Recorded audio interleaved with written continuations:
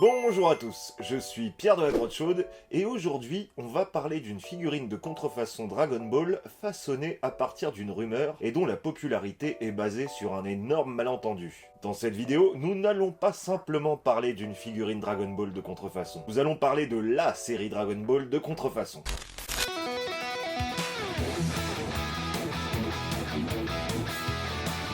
Dragon Ball, c'est certainement le manga le plus populaire de tous les temps. Depuis 1984, la série créée par Akira Toriyama passionne les fans du monde entier. Déclinée en version animée avec un paquet de films et pas moins de 5 séries officielles, Dragon Ball, Dragon Ball Z, Dragon Ball Super, Dragon Ball GT, Super Dragon Ball Heroes, ce shonen mythique est célèbre pour ses combats, ses Kamehameha, son dragon qui apparaît lorsqu'on réunit les 7 boules de cristal pour exaucer 3 vœux, mais aussi et surtout ses transformations. Depuis que Goku est devenu blond en se transformant en Super Saiyan face à Freezer, ses pouvoirs n'ont cessé d'augmenter. Super Saiyan, Super Saiyan 2, Super Saiyan 3, Super Saiyan 4 et bien plus encore. Pourtant, la transformation qu'a Goku sur cette figurine n'est jamais apparue dans les mangas, séries ou films officiels Dragon Ball. Alors qu'est-ce que c'est que ce Goku de contrefaçon? D'où vient-il? Et comment son origine est-elle liée à l'existence même de la série Dragon Ball Super? Plongeons-nous ensemble dans la vertigineuse histoire de Dragon Ball AF, l'un des plus beaux quiproquos de l'univers.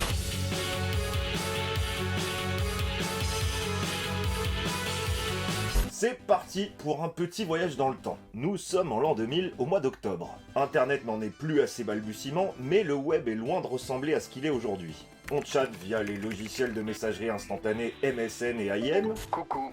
Facebook, Twitter, Instagram et TikTok n'existent pas. Et même les fameux skyblogs ne verront le jour que 2 ans plus tard. C'est dans ce contexte que les moins de 20 ans ne peuvent pas connaître qu'une image Dragon Ball sortie de nulle part va devenir virale sur la toile. Postée dans une news du site de fans Dragon Ball Maijin.com, cette image annonce ni plus ni moins qu'une nouvelle série Dragon Ball est en préparation. À l'époque, Dragon Ball GT, la suite officielle de Dragon Ball Z, s'est terminée depuis peu. Et le site explique que ce dessin est en fait une fuite des croquis préparatoires destinés à préparer une nouvelle série intitulée Dragon Ball AF. AF pour After Future. À l'époque, je vois circuler la news, et puis les années passent sans que jamais Dragon Ball AF ne sorte. Une dizaine d'années plus tard, alors que je me promène dans le centre commercial des Olympiades, j'aperçois dans une vitrine cette figurine qui ressemble trait pour trait au dessin que j'avais vu sur les internets de l'époque. Et je me dis alors que comme j'ai cessé de suivre l'actualité de Dragon Ball, bah j'ai peut-être loupé un truc. Du coup, je vais sur internet et je fais mes recherches. Bravo, vous êtes sur internet. Vous allez voir, c'est facile. Et là, je tombe dans un rabbit hole sans fin en découvrant ce qu'était vraiment Dragon Ball AF. En fait, il a été très rapidement annoncé après la publication de l'image du Super Saiyan 5 qu'il s'agissait en fait d'un faux. Mais comme à l'époque nous n'avions pas de réseaux sociaux et que les informations circulaient moins bien, cette annonce m'avait échappé. Et de toute façon, la révélation du fake n'a pas suffi à tuer Dragon Ball AF qui a commencé à se matérialiser malgré tout. Contre toute attente, la série qui n'existait pas s'est mise à exister. Parce que ce dessin, dont on ignorait alors toujours la provenance, a inspiré beaucoup de monde. Et comme au Japon, on a le droit de dessiner, d'éditer et de vendre des fan manga qui s'appellent là-bas des doujinshi, des artistes amateurs se sont lancés le défi de faire de Dragon Ball AF une véritable saga sur papier et donc de créer la suite de Dragon Ball GT. 2 séries de doujinshi portant le titre Dragon Ball AF vont faire particulièrement parler d'elle. La plus réussie, c'est celle de l'artiste Young Gigi. L'histoire se déroule 3 ans après la fin de Dragon Ball GT et ses dessins, très soignés, rappellent ceux d'Akira Toriyama sur l'arc Cell. Dans l'histoire de Dragon Ball AF selon Young Gigi, un nouvel ennemi baptisé Iz, qui est en fait le fils de Freezer, débarque sur Terre. Encore plus fort que son paternel, ce nouveau méchant va donner du fil à retordre à Oob, Gohan, Vegeta, Goten, Trunk et Pan, qui vont devoir l'affronter sans l'aide de Goku puisque celui-ci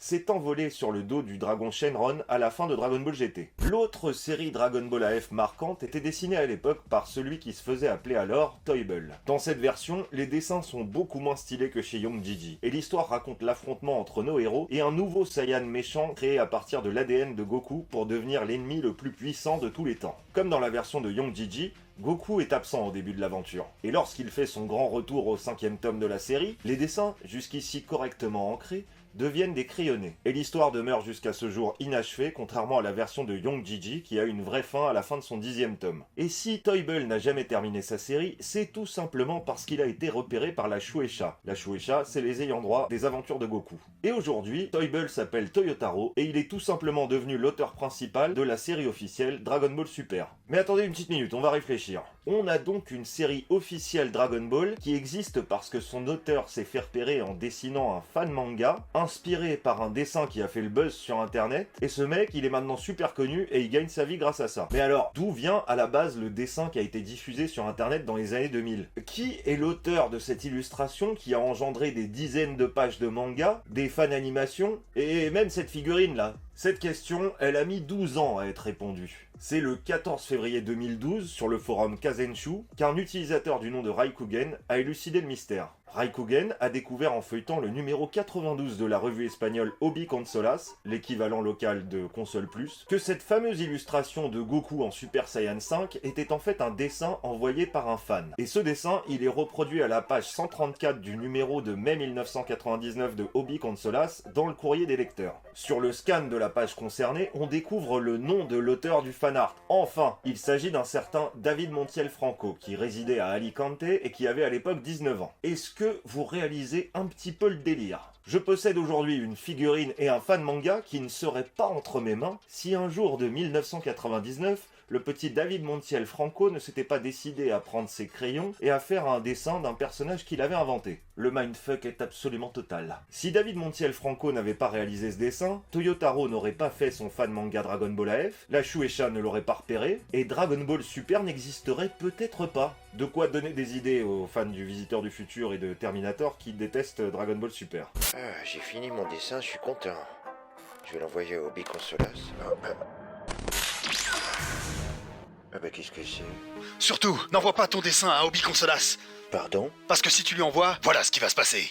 Mais alors, qu'est devenu David Montiel Franco? Que pense-t-il de toute cette histoire? Derek Padula, fan de Dragon Ball et auteur de plusieurs livres sur l'univers de la série, a contacté David Montiel Franco pour en savoir un peu plus. David a expliqué à Derek qu'il n'a appris qu'en 2012 que son dessin avait fait le tour du monde et qu'il avait engendré des milliers de fanarts, des séries de mangas et même des fan animations. Il a alors fait une révélation et expliqué que ce n'était pas du tout Goku qu'il avait voulu dessiner à l'époque. Ce n'est ni Goku, ni une transformation Super Saiyan 5. Mon personnage s'appelle Tablos et cette transformation se nomme Spirit Killer. C'est un Saiyan qui a toutefois un lien avec Goku, comme vous pourrez le découvrir dans le manga que je prépare. Car oui, si David avait lâché ses crayons depuis des années pour se consacrer à ses études et sa vie professionnelle, le seum de voir que sa création avait rendu Toyotaro célèbre l'a convaincu de reprendre ses crayons et de donner vie à l'histoire qu'il avait en tête il y a 19 ans. Cette histoire, contrairement à ce que tout le monde avait imaginé, ne faisait pas suite à Dragon Ball GT. Elle se déroulait dans une timeline alternative, celle de Trunks du futur.